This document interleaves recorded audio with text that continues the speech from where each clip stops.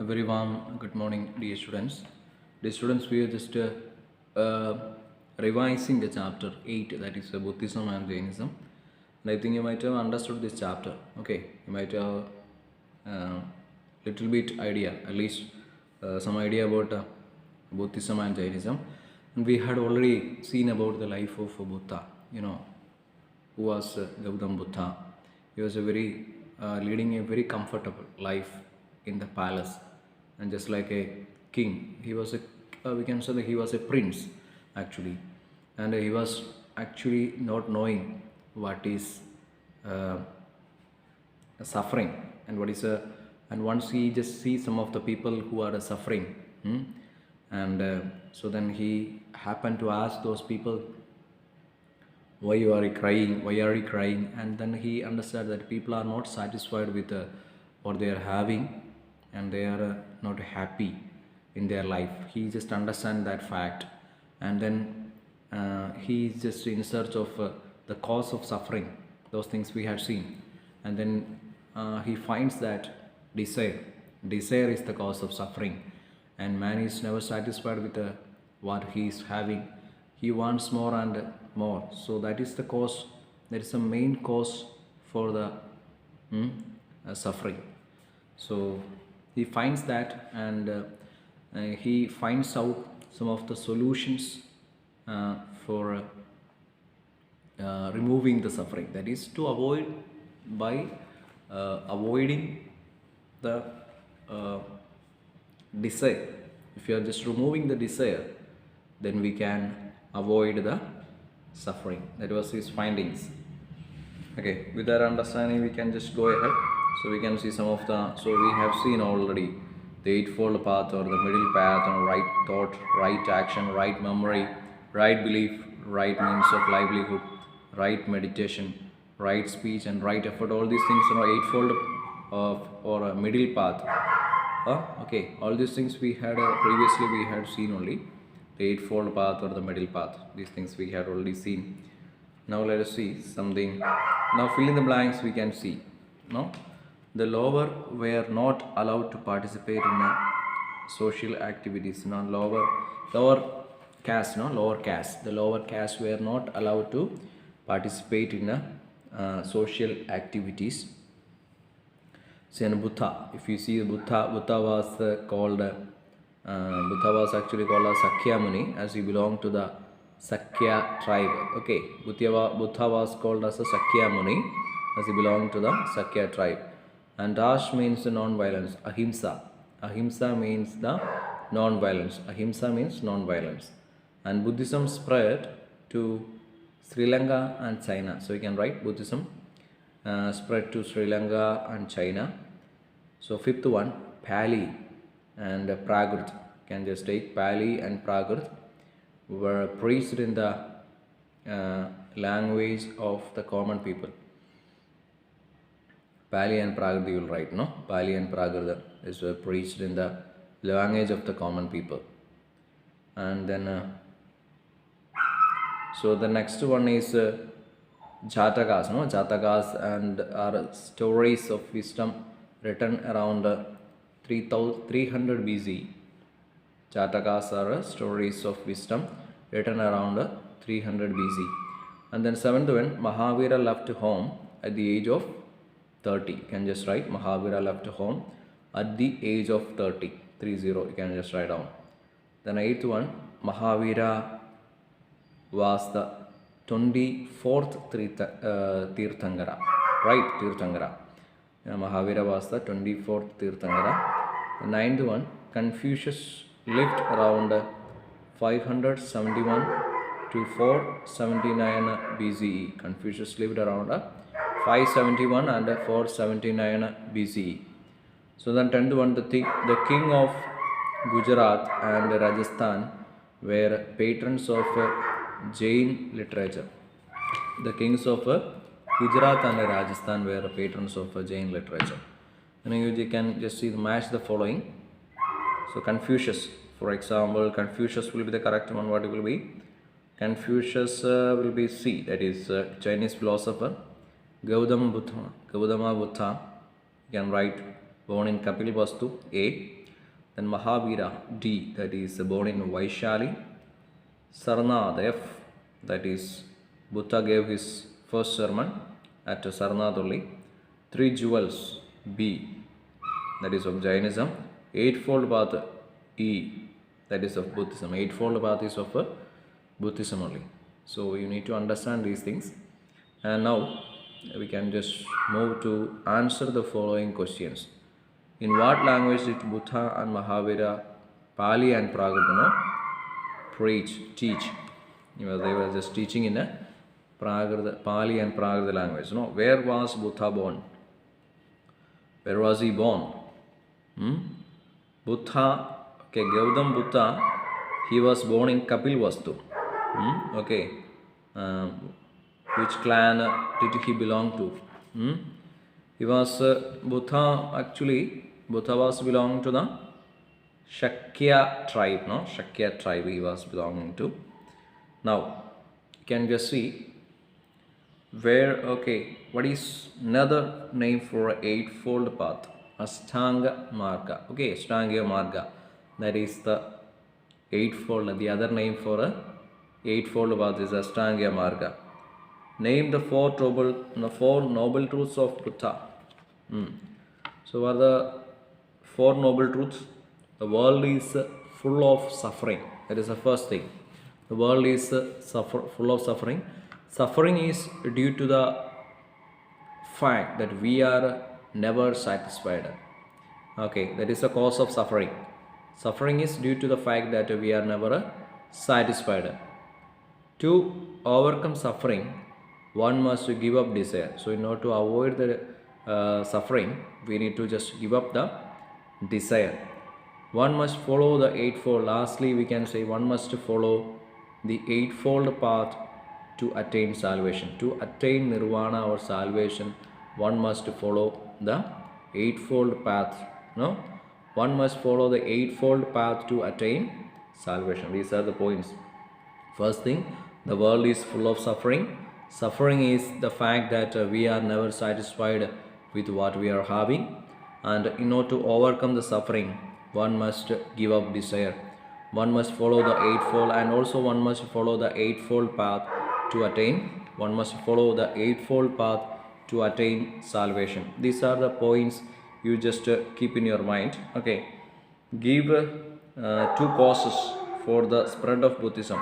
Some of the reasons for the spread of Buddhism. You see, after the what happened actually. What are the cause of? You can see after the death of Buddha, the Buddhist monks helped to spread the religion far and wide. Actually, after the death of Buddha, the Buddhist monks actually helped to spread the religion far and wide. And the flourishing trade and economy during the later Vedic age actually enabled the spread of Buddhism to Sri Lanka also. Okay, you can see that also. The Buddhist monk helped. Actually, they helped to spread the religion actually far and wide. And the flourishing trade and economy during the later Vedic age, and enabled the spread of Buddhism. That enabled the spread of Buddhism to Sri Lanka, Burma, and also to China. And kings like Ashoka and Kanishka built monasteries which became centers of kings like which all other kings like Kanishka and Ashoka, they also built the monasteries, and which in turn became the centers of learning. That became the great centers of learning. So you need just to keep in mind these things. And name the two kings who patronized Ashoka and Kanishka. Nowadays they were just spreading this Buddhism. So we had seen that. Name two kings who patronized Buddhism, Ashoka and who were the people who were just spreading? Mainly Ashoka and Kanishka. They were spreading this religion of Buddhism. Now, name any two countries where Buddhism spread. So many of the countries are there, especially mainly Sri Lanka. You can see which all the places it was spread: Sri Lanka and Burma. So actually the Myanmar and even China is a very important place where Buddhism was spread and flourished. We don't see that China also we find a number of religion. Okay, these we have seen no about different religions. So many religious, many Confucianism, all these things we had, Confucius about okay, Chinese philosopher Confucius, and actually after that he only found this religion called Confucianism. Okay, so in China we can find a number of religion, lot of religions are there in China. So we don't avoid that, but we can see that a number of religions are there in China. So don't forget that fact. Okay, and now let us next see. Uh, According to Jaina philosophy, name the three jewels necessary to attain moksha. Three jewels. Which are the three jewels? We have seen right faith, right knowledge, and right conduct. These are the three jewels. Okay, three ratnas, or we say that these include right faith, right knowledge, and right conduct. Right faith, right knowledge, and right conduct. So these are some of the important things, and you need to understand right faith, right knowledge, and right conduct. So these are the important points of or we can say these are the examples of three ratnas. These are actually the great examples of three ratnas. Okay, now let us see some of the other points. That is, according to Jaina, okay, we can see when did Chinese philosopher Confucius live? Write a few lines about him. So you know about the life of Confucius. It is very clearly given. So you can just take page number 98. Okay, there will be a description about him is there. An influential Chinese philosopher Confucius actually lived from 551 to 479 BCE, and he introduced Confucianism. He only started this particular this Confucianism, and which was a moral code of conduct, and it was later adopted as a state religion in China. So you know that it was one of the greatest and what we can say, it was accepted as the state religion. So he was okay. Confucianism, it was started by Chinese philosopher Confucius only, and he was lived in between 551 to 479 BCE. Okay, and later it was accepted. No, this particular religion was adopted as a state religion in China. So we can say that just like Buddhism and Jainism, it is also emphasized the guidelines for happy and useful life. So you see, so these are some of things it includes: be sincere, polite, and unselfish, obey and respect laws and traditions. First point is that be sincere, polite, and unselfish, obey and respect laws and traditions, work hard and respect learning. And there are 5 relationships that need to be obeyed, namely between a ruler and a subject. Ruler, there is a 5 relationships that is to be obeyed. That is between a ruler and a subject, a father and a son, husband and a wife, an elder brother and a younger brother, and between two friends. There is always a relation like father and son, husband and a wife, and of course an elder brother and a younger brother, and between two friends. These are some of the relations we can find. Okay, now these are some of the points you need to give emphasis on. So what are the similarities? If it's asked, then what are the similarities between Buddha and Mahavira? So it is given there are many similarities. First one, both Buddha and Mahavira belong to royal families. That is the main similarities we can find about Buddha and Mahavira. See, and also they were Kshatriya by caste and born in the 6th century BC. Both of them are born in a royal family, and they were Kshatriyas by birth, by family, or by caste, we can say. And they were both of them, they born in 6th century BC only. And also some of the other things, we can see that they renounced, both of them, they both renounced the worldly life. Okay, at a very young age itself, they have renounced all the worldly pleasures, and they were in search of the truth, the true knowledge. So they wanted to find out the true knowledge. Okay, for that they were just dedicating their life. And you can see both of them challenged the authority of the Vedas. Both of them challenged the authority of Vedas, and their teachings did not focus on an abstract concept of God.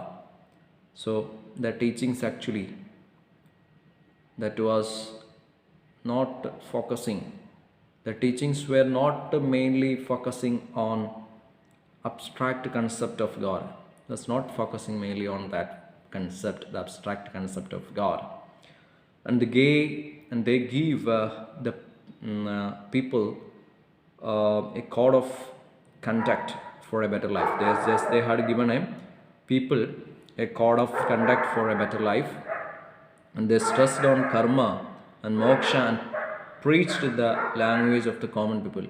Actually, they were just preaching in the language of the common people. So they stressed on karma, what we are doing. So according to that, there will be reward and punishments. So they were just mainly focusing on the concept of karma and moksha. This were they preached in the language.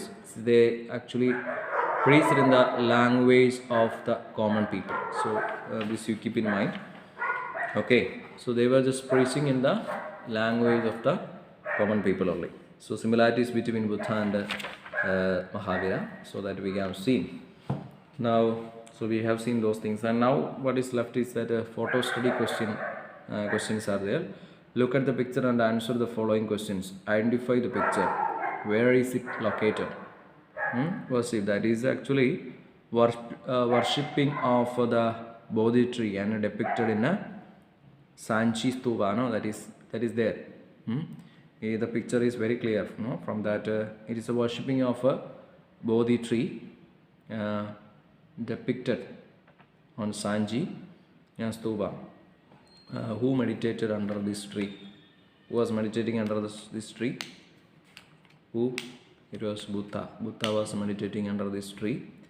For how many days did he meditate? 49 days. No, 49 days he was meditating under this tree. 49 days. Okay, so that is also clear for you. Now what is left? We have got this. The civics chapters are left there. Okay. So first chapter, that is the second one, that is villages and cities. That's answers we had seen already, right? Fill in the blanks. Let us see the first one. That is the working population in a country. The working population in a country is divided into 3 categories. The working population in a country is divided into 3 categories. And second one, people mostly live in villages. So mostly live in villages in India. Economically, most people in the village are involved in agriculture. Economically, most people in the village are involved in agriculture. The system where land is owned by the landlord is called a zamindari system. The system where land is owned by the landlord is called the zamindari system. And then last is a system in which the villages were forced to work without payment. Bonded labor is a system in which the villages were forced to work without a payment. Without payment, bonded labor is a system in which the villagers were forced to work without a payment, bonded labor. Okay, so now there is a match the following, Harappa, all these things that will be okay seeing in the next class. Okay.